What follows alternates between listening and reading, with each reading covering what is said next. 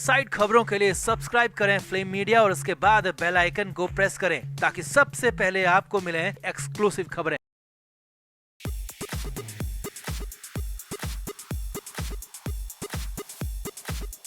महाराष्ट्र की सियासत में नया भूचाल आ गया है, नया संग्राम खड़ा हो गया और इस नए बवाल की वजह बना है वो नया सर्वे जो अभी अभी आया है और उसने गदर मचा दिया है। हालात ये हो गए हैं कि महाराष्ट्र के मुख्यमंत्री एकनाथ शिंदे और शिवसेना के नेता संजय राउत के बीच सीधी जंग हो गई है, भिड़ंत हो गई है, सड़क वाली लड़ाई हो गई है और मुंबई में इस नए बवाल से सनसनी मच गई। हालात बेहद ज्यादा टेंशन वाले हो गए हैं, तो सीधे सीधे आपको बताते हैं, दिखाते हैं। आप इस वीडियो को शेयर करें और कमेंट बॉक्स में अपनी राय जरूर दें।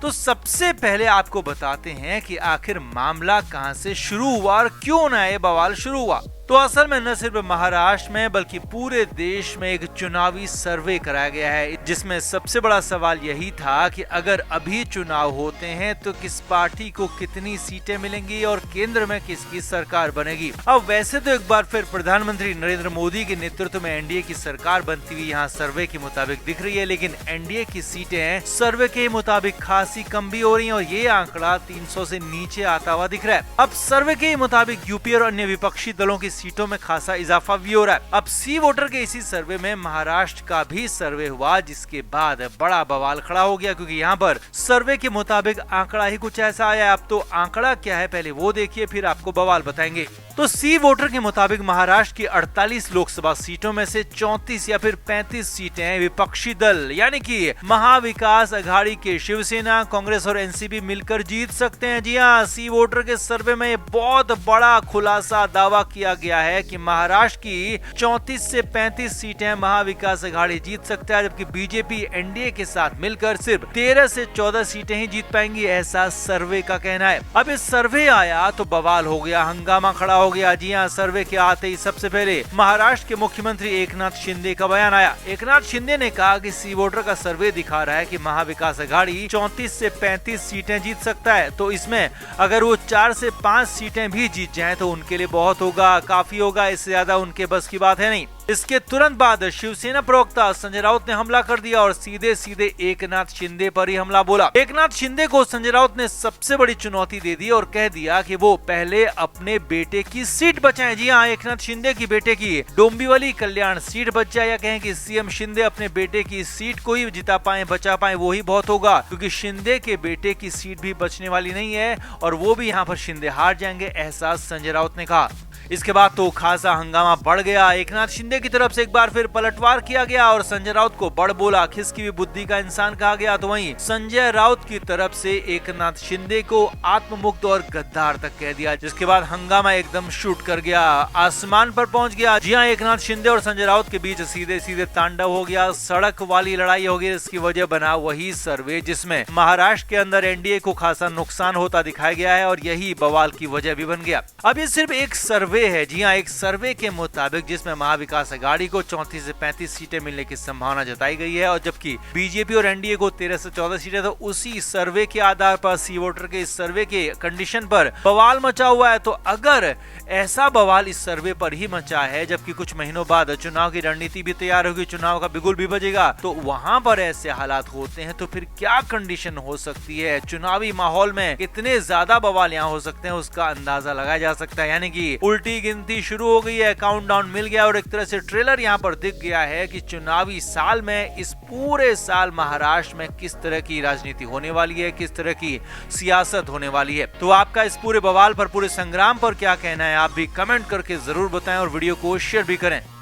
तो संजय राउत के नए बयान से खलबली मची है, राउत की नई बातों से बवाल मचा हुआ है, क्योंकि संजय राउत ने इस बार कहा ही कुछ ऐसा है, काम ही कुछ ऐसा किया है कि संजय राउत को उद्धव ठाकरे का विरोधी तक कहा जाने लगा है। जी हाँ, उद्धव ठाकरे के आगे पीछे खड़े रहने की बात कहने वाले संजय राउत अब उद्धव ठाकरे की बातों को ही काट रहे हैं, उनसे ही अलग रास्ते पर नजर आ रहे हैं। अब सिलसिलेवार तरीके से आप भी देखिए और समझिए।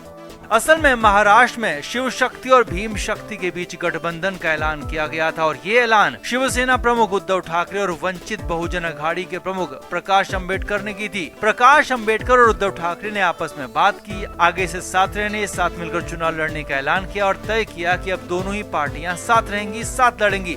अब इसके तुरंत बाद प्रकाश अंबेडकर ने शरद पवार पर हमला बोल दिया। जी हाँ, उद्धव ठाकरे से मुलाकात के बाद प्रकाश अंबेडकर ने कहा कि एनसीपी के मुखिया शरद पवार बीजेपी के आदमी हैं, बीजेपी के एजेंट हैं और उन्होंने ही देवेंद्र फडणवीस और अजीत पवार की सरकार बनाई थी और वो झूठ बोलते हैं, बीजेपी के आदमी के तौर पर काम करते हैं। अब ये सब कुछ हुआ उद्धव ठाकरे से मुलाकात के बाद, यानी कि माना जा रहा है कि उद्धव ठाकरे और प्रकाश अंबेडकर के बीच से लेकर कुछ न कुछ बात तो हुई होगी और माना ये भी जा रहा है कि हो सकता है कि उद्धव ठाकरे भी ऐसा ही कुछ मानते हो, क्योंकि दोनों पार्टियों ने अभी अभी आपस में गठबंधन किया और दोनों ने साथ मिलकर चुनाव लड़ने का ऐलान किया है, तो कुछ तो तय हुआ होगा आपस में और ये भी तय है कि कुछ तो आपस में बातें और समझौते हुए होंगे और उसके बाद ही प्रकाश अंबेडकर का यह बयान आया। अब यहाँ पर और कुछ हुआ नहीं, लेकिन बीच में संजय राउत कूद पड़े। जी हाँ, संजय राउत ने सीधे सीधे उन्हीं प्रकाश अंबेडकर पर हमला कर दिया, जो कि कुछ ही वक्त पहले उद्धव ठाकरे से मिलकर उनकी शिवसेना के साथ गठबंधन कर चुके हैं। तो संजय राउत ने यहाँ पर कोई लिहाज नहीं किया, कोई इंतजार नहीं किया उद्धव ठाकरे का और शरद पवार के बचाव में एनसीपी यानी कि शरद पवार की पार्टी से पहले खुद ही कूद पड़े, खुद ही शरद पवार का बचाव करते हुए प्रकाश अंबेडकर पर हमला कर दिया। जी हाँ, जिस पार्टी ने, जिस इंसान ने कुछ ही वक्त पहले उद्धव ठाकरे के साथ गठबंधन किया, तो संजय राउत ने उसका बिल्कुल भी लिहाज नहीं किया और कहा कि हम प्रकाश अंबेडकर के बयानों से सहमत नहीं है। शरद पवार को बीजेपी का आदमी कहना गलत है, ये उन पर एक बहुत बड़ा आरोप है, बड़ा लांछन है। संजय राउत ने आगे कहा कि अगर शरद पवार ना होते तो 2.5 साल पहले महाराष्ट्र में शिवसेना के नेतृत्व में अघाड़ी की सरकार नहीं बनती और शरद पवार के खिलाफ ऐसी बातें ठीक नहीं है। अब तो बवाल मच गया, क्योंकि शरद पवार का बचाव पहले तो उनकी पार्टी को करना था या फिर कांग्रेस को करना चाहिए था, लेकिन यहाँ पर तो संजय राउत सबसे पहले कूद पड़े, सबसे पहले बोल पड़े और वो भी तब जबकि कुछ ही वक्त पहले उद्धव ठाकरे के साथ दोस्ती हुई है प्रकाश अंबेडकर की। अब यहाँ पर संजय राउत ने उद्धव ठाकरे की बात का इंतजार नहीं किया, ठाकरे की बात का भरोसा भी नहीं किया कि हो सकता है कि कुछ तो बात उन दोनों में हुई होगी। तो ऐसे में महाराष्ट्र में शिवसेना का शिंदे गुट संजय राउत पर हमलावर हो गया। शिंदे गुट का कहना है कि हमने हमेशा कहा है कि संजय राउत कांग्रेस और एनसीपी के आदमी है, उनके इशारों पर काम करते हैं और साथ ही साथ शिंदे गुट का कहना है कि शरद पवार के करीबी के तौर पर संजय राउत काम करते हैं। शिवसेना को तोड़ने में, खत्म करने में शरद पवार के साथ मिलकर संजय राउत का ये हाथ है, जो कि अब साबित भी होता हुआ दिख रहा है, जो कि अब साफ साफ यहाँ पर नजर भी आ रहा है, क्योंकि अब ये सब कुछ सामने ही नजर आ रहा है। संजय राउत साफ साफ शरद पवार को बचा रहे हैं और अपनी पार्टी के साथ हुए गठबंधन उन्हें याद नहीं है, इसीलिए तो प्रकाश अंबेडकर पर सीधा हमला कर दिया। अब जो भी हो, हम तो यही कहेंगे कि संजय राउत को इससे और ज्यादा मुश्किलों में जाना पड़ सकता है, क्योंकि अगर उद्धव ठाकरे इस बात से नाखुश हुए तो फिर तो संजय राउत की मुश्किलें कई गुना बढ़ सकती हैं, उनके लिए पार्टी में रहना तक मुश्किल हो सकता है। तो आपका इस पर क्या कहना है, कमेंट करके आप भी अपनी राय जरूर दें, वीडियो को शेयर भी करें। Flame media report.